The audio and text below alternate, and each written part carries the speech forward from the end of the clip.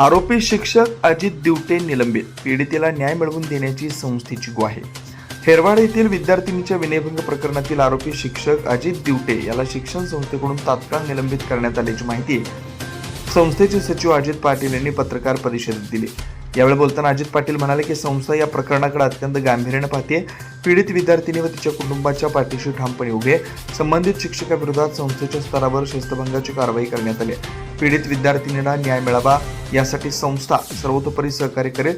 कायदेशीर प्रक्रियेत आवश्यक ती मदत केली जाईल। या प्रकरणात कुणालाही पाठीशी घातलं जाणार नाही, अशी स्पष्ट भूमिका सचिव अजित पाटील यांनी मांडली आहे। दरम्यान या प्रकरणाचा पोलिसांकडून स्वतंत्र तपास सुरू आहे। दोषी व्यक्तींवर कायद्यानुसार कठोर कारवाई व्हावी अशी संस्थेची भूमिका असल्याचं त्यांनी सांगितलं। यापुढे अशा घटना घडू नयेत यासाठी विद्यार्थ्यांच्या सुरक्षिततेच्या दृष्टीने आवश्यक ती सर्व उपाययोजना राबवण्यात येणार असल्याचं त्यांनी स्पष्ट केलं।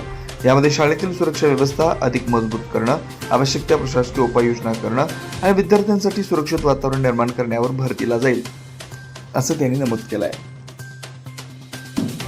जी घटना घडल्या ती निंदनीय आहे आणि त्या घटनेत आम्ही हेरवाड गावाबरोबर आणि त्या मुलीबरोबर आम्ही संस्था म्हणून आम्ही राहणार आहे हे मागच आम्ही तुम्हाला सांगितलेलं आहे।